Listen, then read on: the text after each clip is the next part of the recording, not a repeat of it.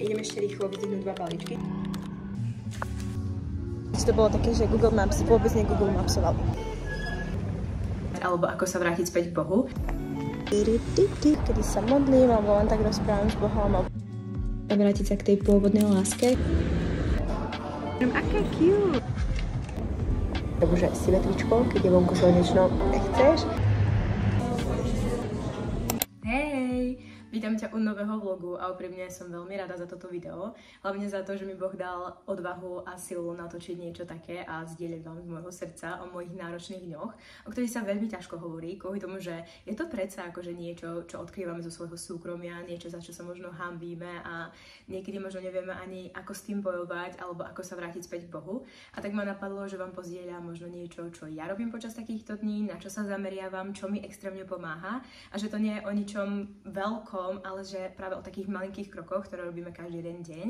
A tiež vám možno odkryť to, že ani ja nie som dokonalá. Aj ja robím proste veľmi veľa chýb, aj ja mám ťažké dni, aj ja s nimi bojujem, aj ja strugglim tak ako vy.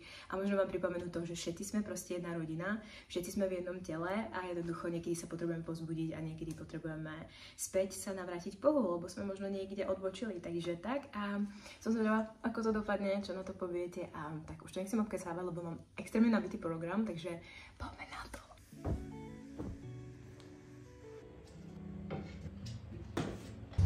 Inak posledné dní som nevedela vôbec, kde mám pokračovať v čítaní Božieho slova alebo kde začať a nejak sa mi k tomu nechcelo, tak som sa snažila si aspoň každý jeden deň nájsť 5 alebo 10 minút a čítať nejaký príbeh alebo aspoň jeden verš, lebo niekedy si hovorím, že je dôležitejšie rozmýšľať a napríklad sa zastaviť nad jedným veršom, ktorý k nám hovorí a napísať si vedľa nejaké poznámky alebo tak, ako čítať kapitoly a vôbec nevedieť ani čo som prečítal. A tiež mi vlastne pomohlo sa napríklad vrátiť k Matúšovi a sledovať každý jeden krok Ježiša, to ako sa správal k ostatným, ako miloval to, čo robil, alebo tiež ako si budoval svoj vzťah s otcom a že jednoducho ma to nejako tak inšpirovalo znova ako keby sa nakopnúť a vrátiť sa k tej pôvodnej láske, ktorú som našla v Ježišovi, lebo predsa on si prv zamiloval nás, keď sme my ešte ho nepoznali. Takže tak, môj taký tip. No, takže ja už som ready a úprimne idem ešte rýchlo vyzdvihnúť 2 balíčky, čo je IKEA a Zara balíček, takže možno vám niečo ukážem. A potom odnesieme ešte Vinted balíček do Z-boxu, takže tak, potom sa pôjdem pobaliť na Pilates, ktorý začínaš o 12, takže mám veľa času, ale zároveň si hovorím, že nie je čas.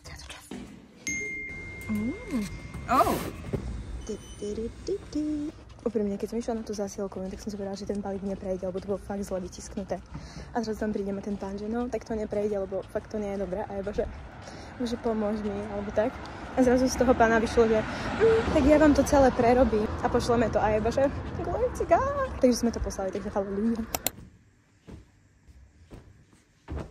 Ako prvé tu máme úplne obyčajný look, kde mám biele tričko. V takejto variante ho ešte nemám, takže sa mi dosť páči a hlavne to, ako má predĺžené tie rukávy.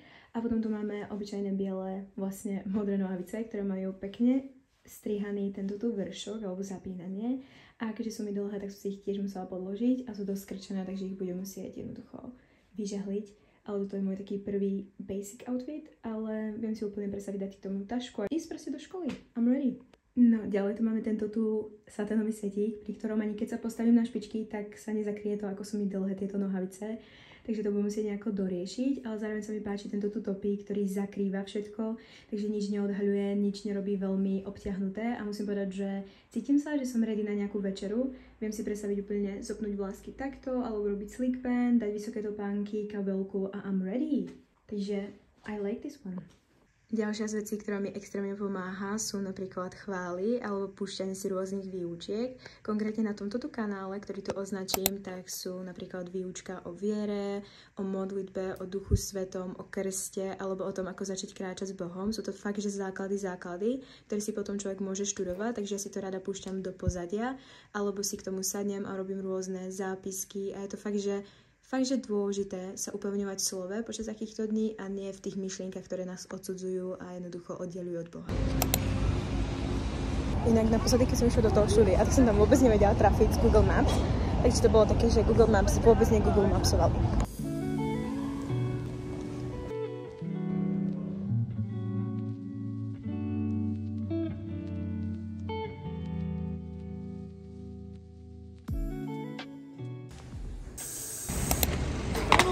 Ja viem, že to je asi ten najväčší hluk, ale ja milujem tieto typy. Neviem, či moje počuť, ale som prišla z Pilates a mal som extrémne na vajíčka, tak som si povedala, že zajdem na omeletu a neskorý brunch, takže...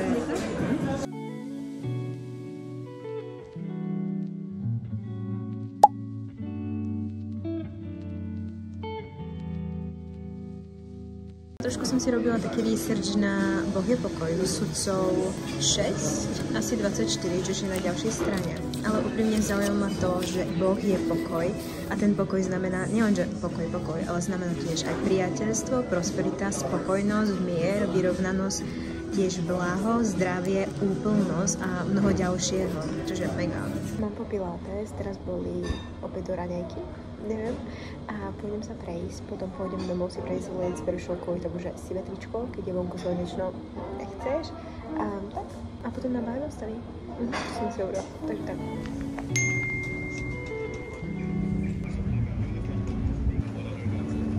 Niekedy, keď mám takto možno sa len prechádzať po meste a tak to niekedy ako beriem aj ako prayer walk, kedy sa modlím alebo len tak rozprávam s Bohom alebo sa snažím mu dávať veci a tak no, takže taký typ.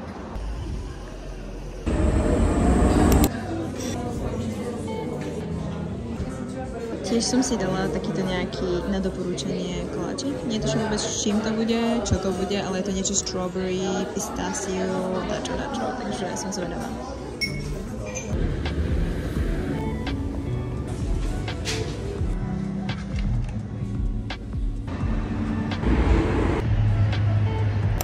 Takže ja som späť z Bible study a úprimne jednu z vecí, ktorú som si uvedomila, je to, ako veľmi je dôležité čítať Božie slovo, študovať ho, pozerať si význam slov, pozerať si kontext a že ako veľmi nás to buduje, či už v tom počúvať Boží hlas alebo rozoznávať jeho hlas, alebo aj v tom, že nám to odkrýva o Božom charaktere a potom máme vlastne väčšiu dôveru pristúpať k nemu s otvoreným srdcom a žiadať od neho veci a že vieme, že on nám to dá, lebo nám to zasľúbil a že aké to je vzácne a že možno veľmi veľakrát máme takú tú túžbu, že chcem ťa poznať Bože viac, ale zabudáme len otvoriť Božie slovo a čítať ho, lebo chceme rásť, ale zabudáme papať. A takto to nefunguje. A keď som dnes bola vlastne v kaviarni, tak som rozmýšľala nad tým, že Bože, čo mám čítať, na aké slovo sa mám zameriať a prišlo mi slovo hriech.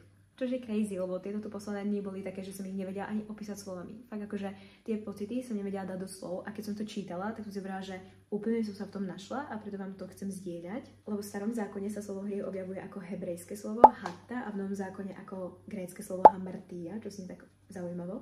A význam týchto slov je ísť, zle, zhrešiť, nezvinu, stratiť právo, urobiť niečo nespravodlivé, stratiť sa, zísť cesty, stratiť sám seba, pokaziť niečo, minúť cieľ, neurobiť niečo spravodlivé, urobiť niečo zlé, pokaziť, pochybovať, myliť sa a úprimne, keď som to prvýkrát čítala, tak som bola, že to sú presne tie pocity, ktoré som mala, že som zlyhala, že som robila niečo zlé, že som zišla z cesty, neviem to opísať, ale cítim sa tak a úprimne, keď som nad tým rozmýšľala, tak som si že Bože, ale jak to je? A jeden z obrazov, ktorý mi prišiel, je to, že Boh je náš otec a my sme jeho deti. Boh je otec, ktorý nás chce viesť jednou cestou a my, keď sa rozhodneme pre neho žiť ako dcery a synovia, tak máme zrazu osobný vzťah a Boh nás drží za ruku a vedie nás cestou. Vedie nás cestou pokoja, vedie nás cestou lásky, vedie nás cestou bezpečia a tak. A zrazu, keď sa objaví hriech a my sa rozhodneme pre neho žiť, my sa rozhodneme urobiť ten hriech, tak zrazu my ako deti púšťame dlaň svojho otca slobodne našim rozhodnutím a ideme úplne inou cestou, že zrazu sa naše cesty úplne rozdelia. A spôsobí to, že zrazu sa cítime stratení, zrazu sa cítime, že sme zlyhali, že sme odbočili a potom vlastne to spôsobuje hriech, že utvorí medzi nami a Bohom múr, ktorý spôsobí, že sa cítime zahanbení, že sa cítime odsúdení, že sa cítime jednoducho, že sme zlyhali. Namiesto toho, aby sme bežali k Bohu pre odpustenie, ktoré máme v Kristovi, tak bežíme od Neho a skrývame sa, tak ako Adam a Eva v záhrade. A úplne, keď som nad tým rozmýšľala, tak si hovorím, že to je ako papier, že keď chodíme s Bohom, tak sme čistý papier, proste úplne biely, lebo krv Ježiša nás obmyla, ale keď vlastne urobíme hriech, tak ako biely papier sa zrazu na nás urobí taká čiarka ceruskou, alebo perom, alebo centrafixou. A keď urobíme ďalší, tak ďalší a ďalší a že možno veľmi veľakrát máme my ako ľudia tendenciu potom robiť to, že sa snažíme tieto problémy alebo hriech vyriešiť sami. Väčšinou sa snažíme ako keby ten náš hriech vymazať našimi skutkami. Že čím viac urobím niečo, tak tým viac ako keby budem čistý. Čím viac urobím niečo, tak tým viac si zaslúžim Božiu pozornosť. A na konci dňa sa cítime ako keby stále nehodný odpustenia. Stále máme pocit, že nerobíme dosť. A stále vlastne hľadáme odpustenie v svojich skutkoch a nie v Ježišovi. A úprimne je dôležité si v takýchto dňoch uvedomiť to, že odpustenie je z nás.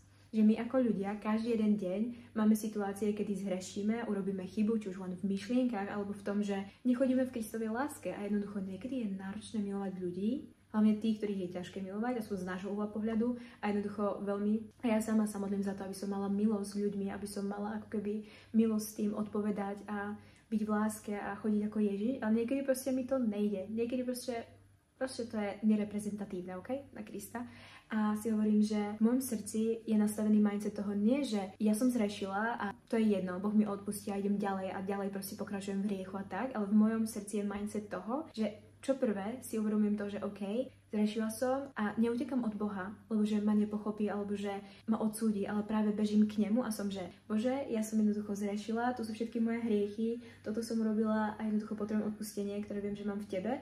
Lebo tak ako hovorí 1. Jánov 1.9, že ak mu vyznáme všetky svoje hriechy, tak on je verný, aby nám odpustil. Takže on nám odpustí, ak máme tento mindset toho, že ideme k nemu, vyznáme mu a chceme robiť pokánie. To znamená, že otočka o 180 stupňov, už sa späť nevraciam k tomu hriechu, nerozmýšľam nad tým hriechom, chcem to robiť tak, ako to chce Boh.